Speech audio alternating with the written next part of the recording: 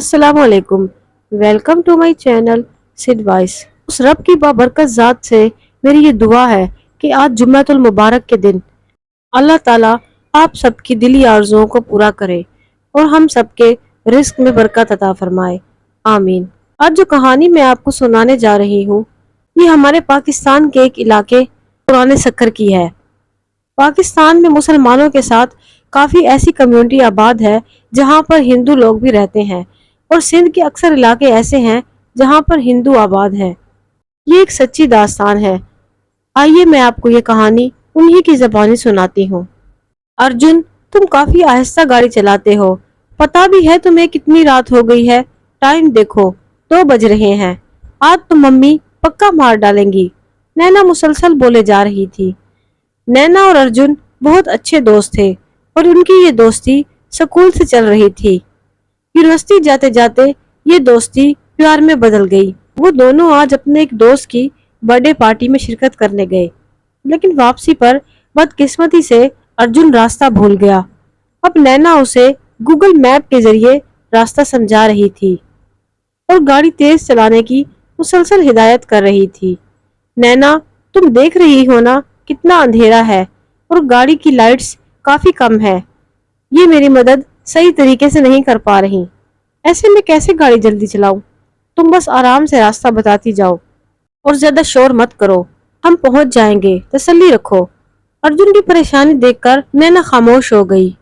अचानक ही उन दोनों को ऐसा महसूस हुआ कि एक भारी भरकम लोहे की सलाख गाड़ी के पिछले टायर पर किसी ने जोर से मारी है। ज़रब इतनी जोर की थी कि एक लम्हे के लिए पूरी गाड़ी हिलकर रह गई। नैना का तो पहले ही खौफ से बुरा हाल था, अब तो वह बाकायदा रोना शुरू हो गई थी। पता नहीं यार, शायद कोई चीज टायर के नीचे आ गई होगी, अर्जुन ने घबराई हुई आवाज में कहा। सड़क मुकम्मल सुनसान और तारीक थी और सोने पे सुहागा दोनों अतराफ घने जंगलात थे जो माहौल को मजीद हैबतनाक बना रहे थे।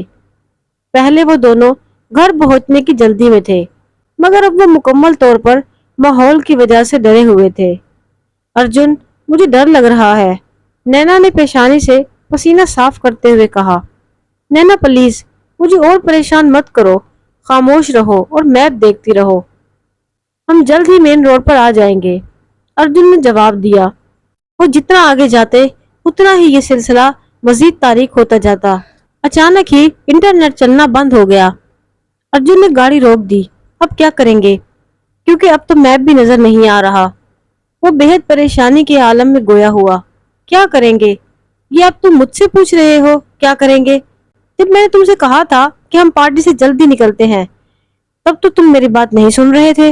अब क्यों मुझे कह रहे हो कि क्या करेंगे? नैना तकरीबन उस पर चिल्ला उठी। नैना, देखो मेरी गलती है, आई एम सॉरी। मैं जानता हूँ, मुझे माफ कर दो प्लीज और अपना दिमाग ठंडा रखो। अर्जुन ने मामला रफा दफा किया।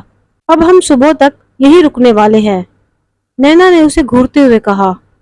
अभी वो दोनों बातें ही कर रहे थे कि अचानक गाड़ी के दरवाजे पर दस्तक हुई। ठक ठक। एक औरत नैना की तरफ खिड़की को हाथ से मुसलसल बजाने लगी।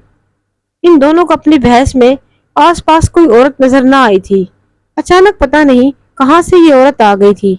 उस औरत ने स्याह लिबास पहना था और रात की स्याही का एक हिस्सा ही मालूम होती थी।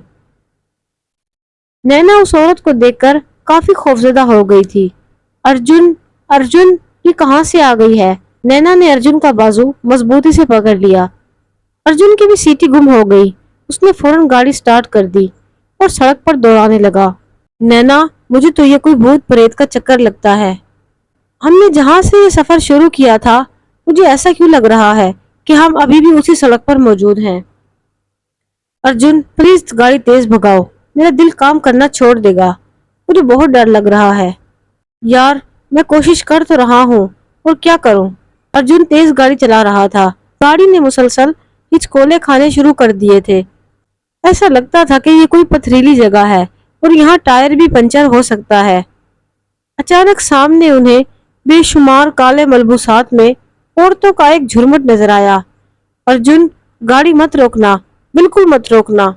ये भूत प्रेत हैं जो हमें रोकना चाहते हैं। तुम प्लीज गाड़ी चलाते रहो। नैना ने हाँफते हुए कहा। ठीक है, मैं गाड़ी नहीं रोक रहा, तुम परेशान ना हो, अर्जुन घबराते हुए बोला। जैसे जैसे तेजी से गाड़ी आगे बढ़ती जा रही थी, वो काले मलबूसात वाली औरतें हवा की मानिंद गायब होती जा रही थी। काली स्याह रात और लामतनाही जंगलात का सिलसिला खत्म होने का नाम ही ना लेता था। अब वो दोनों बुरी तरह खौफ से कांप रहे थे। अचानक एक झटका लगा और गाड़ी रुक गई। क्या हुआ अर्जुन, तुमने गाड़ी क्यों रोक दी? यार पता नहीं, खुद ब खुद रुक गई है। अर्जुन ने गाड़ी को बहुत स्टार्ट करने की कोशिश की, मगर बेसुध। अचानक उन्हें ऐसे महसूस हुआ जैसे काफी सारी औरतें जोर जोर से बैन कर रही हैं, और ये बैन करने की आवाजें उनके बिल्कुल नजदीक से आ रही थी। इस बैन में बेपनाह दर्द था। आवाजों ने उन दोनों को काफी खौफजदा कर दिया था। अचानक नैना बोली कि यार मुझे ये आवाजें अब बर्दाश्त नहीं हो रही। कितनी मनहूस आवाजें हैं। नैना ने अपने हाथ अपने कानों पे रखे। रफ्ता रफ्ता आवाजें शिद्दत इख्तियार करती गई। अब वो किसी तेज चुभती हुई चीखों की तरह महसूस हो रही थी। अर्जुन, अर्जुन मेरे कान के पर्दे फट जाएंगे, नैना ने कहा, मगर इन तेज आवाजों में उसकी आवाज दब कर रह गई। अर्जुन अपनी जगह पर कुछ कहने की कोशिश कर रहा था, लेकिन अब उसके लब हरकत न कर पा रहे थे। अचानक ही उन्हें ऐसा महसूस हुआ कि उनकी आंखों के आगे अंधेरा छा रहा है। जब उनकी आंख खुली तो दोनों ने खुद को एक झोपड़ी में पाया। वो दोनों उठ बैठे और उनका सर बुरी तरह चकरा रहा था। दोनों के उठने की देर थी कि सफेद कपड़ों में मलबूस एक बुजुर्ग अंदर दाखिल हुए। बेदार हो गए हो तुम दोनों, बुजुर्ग ने इतनी मीठी और सुरीली आवाज में कहा कि दोनों को लगा जैसे उनका सर दर्द गायब हो गया हो। आप कौन हैं? दोनों ने यक जबान होकर पूछा। मैं तो उस रब का आला सा बंदा हूँ और मखलूक खुदा की खिदमत में रहता हूँ। शायद मेरा रब मुझसे राजी हो सके और मेरा शुमार उसके बरगजीदा बंदों में हो जाए। बुजुर्ग ने उंगली आसमान की तरफ उठाते हुए कहा। नैना और अर्जुन समझ गए कि ये बुजुर्ग मुसलमान हैं। बाबा, हम रात वहां उस सुनसान सड़क पर, अर्जुन ने जैसे जहन पर जोर देते हुए पूछना चाहा कि हम आखिर आपकी झोपड़ी में कैसे आए हैं। बेटा, तुम ज्यादा मत सोचो, मुझे इल्म है तो तुम दोनों बेहोशी की हालत में कार में थे और मैं तुम्हें वहां से लेकर आया हूँ। तुम दोनों ये काढ़ा पी लो और फिर घर को लौट जाओ, सुबह हो चुकी है। बुजुर्ग ने मिट्टी के बर्तनों में उन्हें एक काढ़ा देते हुए कहा। उन्होंने काढ़ा पिया तो उन्हें ऐसे लगा कि वो बिल्कुल ठीक हो गए हैं। इतना ठंडा और लजीज था। उस बुजुर्ग ने मुस्कुराते हुए कहा कि जहां तुम फंस गए थे वो सड़क और रास्ता आसेब ज़दा है। वहां पर काफी जिन्नात और आसेब रहते हैं, इसलिए लोग आधी रात को उस सड़क से नहीं गुजरते। वो आने जाने वाले हर मुसाफिर को परेशान करते हैं और अगर कोई उस जगह फंस जाए तो उसे बहुत तंग करते हैं। काफी लोगों की जान इस वाकये में जा चुकी है, लेकिन अल्लाह का शुक्र है कि तुम दोनों की किस्मत अच्छी थी और तुम दोनों बच गए हो। उसने मुझे वसीला बनाकर तुम दोनों की तरफ भेजा। नैना और अर्जुन एक दूसरे को हैरानी से तक रहे थे। उन्हें अभी तक यकीन न आ रहा था कि वो दोनों जिंदा हैं। बुजुर्ग उन्हें झोपड़ी से बाहर लेकर आ गए और सीधा उंगली का इशारा करके कहने लगे, बच्चों, सीधा चलते जाना और बहुत जल्द आबादी वाली राह पर पहुंच जाओगे। अल्लाह तुम्हारा हामी और नासिर रहे। वो दोनों बुजुर्ग के बताए हुए रास्ते पर सीधा चल पड़े और कुछ दूर जाकर मुड़कर देखा तो वहां कोई न था, मगर आबादी वाली सड़क सामने ही थी जहां से काफी गाड़ियां गुजर रही थी और अर्जुन की कार भी वहां खड़ी थी। गाड़ी को देखकर उन दोनों की जान में जान आई। उनका खुशी से कोई ठिकाना न रहा। वो दोनों गाड़ी में बैठे तो गाड़ी फौरन स्टार्ट हो गई। अगले ही रोज दोनों दायरा इस्लाम में दाखिल हो गए। वो दोनों उस बुजुर्ग की बातों से इतना मुतासिर हुए थे कि अल्लाह ताला पर ईमान ले आए। वो उस बुजुर्ग को ढूंढते हुए उस जगह पर आए थे, लेकिन ना तो वहां वो बुजुर्ग थे और ना ही वहां वो झोपड़ी थी।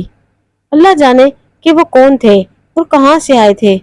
ये उनको आज तक पता न चल सका, मगर वो जो भी थे अल्लाह ताला के इंतहाई नेक बंदे थे और उन्होंने इन दोनों को मुसीबत से बचा लिया था और वो इस बात से आगाह हो चुके थे।